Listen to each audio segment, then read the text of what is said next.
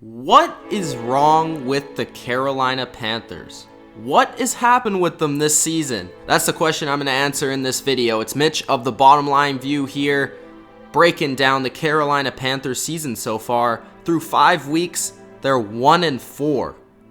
But where did this Panthers team go? They were 15-1 in 2015, a team that went to the Super Bowl, were favorites in the Super Bowl before losing that game.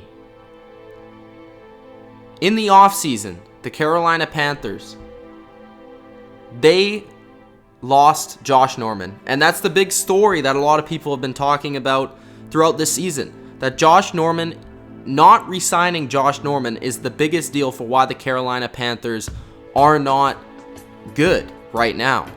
And I don't think that you can blame one thing on why the Panthers are 1-4. A team that's 1-4 doesn't just have one problem. And sure, that's one of the biggest issues. But you got to think back to what this Carolina Panthers team was all about last year. What did they do on offense? They were the highest scoring offense in the league last year. They were able to run the ball with efficiency. They had the best run game in the NFL. They were able to hit deep plays down the field, and Cam Newton was operating at an all-time efficiency rating for a quarterback.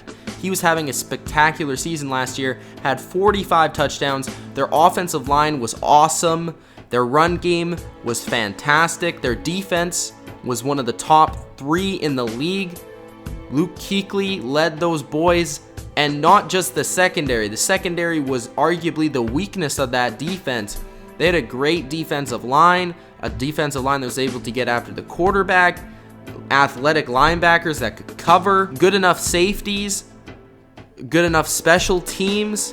This was a very good football team last year. They were 15-1. Now let's go to the offseason. Sure, they lost Josh Norman, but they had a draft in which was very confusing because sure, they drafted corners, but they drafted them later in the rounds, 3rd, 4th, 5th.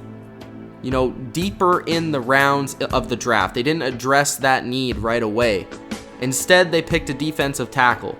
And what are the Panthers' biggest strength on their team? Arguably, linebacker and defensive tackle. Kind of a head-scratching move. And I know that a draft pick maybe not help this year. It might not help this year, but maybe next year, the year after that. But really, when you lose a top corner in the league who is pretty much been ranked a top 3 corner in the league last season, aren't you going to try and replace that in the draft or even in the offseason? Instead, the Panthers defensively this season, their defensive line isn't getting to the quarterback. Against the Buccaneers, their only sack came from a cornerback on a blitz. Their defensive line it's older. Charles Johnson is supposed to be their number 1 pass rusher, but he has not come through this season. Guys in the middle, Quan Short, maybe be overrated. I don't know. Star Latulele, I don't know where he's at. Mario Addison, he is supposed to be a rotational pass rusher. Where is he at? Coney Ely had a huge Super Bowl. He had a good late last season, and he has disappeared. Where is this defensive line that's supposed to be putting on all the pressure? And I think that's one of the biggest deals that people are overlooking with this Panthers defense. They had such a great pass rush and such great athletic linebackers last season that their corners and their secondary didn't really matter because the quarterback wasn't holding onto the ball too long that they were playing against, so they were able to cover easier. But you look at their cornerbacks, and they used to have Ben Wickery before they cut him. Now they have Robert McClain, who was cut by the Patriots last offseason in training camp. Then he went to the Panthers. He was the 3rd, 4th corner, maybe even the 5th corner, primarily a special teams player. And then they have Worley and Sanchez, 2 rookies who have really struggled and really especially struggled in tackling. Usually the Panthers have been known for tackling, and their corners have not been able to wrap up and tackle. Their safeties, Coleman, Boston, have not lived up. Coleman had a really good last season. He has not had a great this season. Boston just looks like he's lost out there. Their linebackers sure are fine, but they're not really making the plays that they're accustomed to making. Luke Kuechly isn't making an interception, returning it for a touchdown. Those sort of big plays that has carried his team over the past couple of years. Thomas Davis looks like he's getting old. These linebackers are fine, but they're underperforming. And again, back to the D-line. Their D-line needs to get pressure for this defense to be successful. Offensively, their offensive line in the trenches can't block. They can't block in passing situations. Michael Orr, it looks like Michael Orr in Tennessee and late Baltimore. Ramers looks like he's playing with 2 left feet out there at the offensive tackle position. Interior, they're fine. They can run the ball decently. And I think that something that's really hurt them this season so far is Jonathan Stewart has been hurt for much of the season. And he was a huge part for their success on offense last year. When you saw Jonathan Stewart was hurt last year, they kind of struggled offensively. They don't really know who to give the ball to. Their backup running backs aren't the best. Payne, Whitaker, they're not really number 1 running backs, and they can't really replace Jonathan Stewart in that offense. Then you go back to the quarterback position.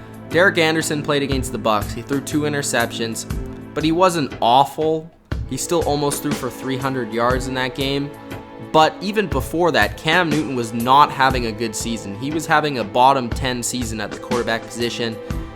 He was making bad decisions, bad reads. He was holding onto the ball too long. He was trying to make the big play when it's just not there. And I think offensively, most of it has to be put on coaching and scheme and drafting. Their wide receiver approach has been to draft big guys that can basically be red zone targets, but what they really need is guys that can get separation and run routes. But that's what most teams need in the NFL nowadays, is guys that with a little bit of speed, a little bit of quickness, run routes and get separation. You don't need a big guy to go out there. That's what your tight end is for. That's what your tight end is for. Maybe one guy like that, but not multiple guys, and basing your offense and your passing game around those big targets. You need guys that can move the chains and get consistent yardage, not just big plays. And I think their offense is too centered around big plays, and their quarterback is holding onto the ball for too long, which in turn makes their offensive line look even weaker than it is, and it's just easy to defend. When you don't have to defend the underneath and over top, it's easier to defend, especially when you're running the ball a lot with a running back that's not very good. So, these are the problems with the Carolina Panthers. They need to get back to making smarter decisions on offense. Throw the ball short once in a while. Let your offensive line settle in. When Cam comes back, he'll fix a lot of problems offensively, but he needs to get the ball out quicker. Defensively, their defense line needs to start performing. They need to start getting after the quarterback, and that will in turn help their corners and their secondary play. But overall, this might be a struggling season for Carolina Panthers fans. They're going to need a high draft pick to pick a corner or two. It's Mitch of the Bottom Line View. That's my thoughts on the Carolina Panthers so far in 2016.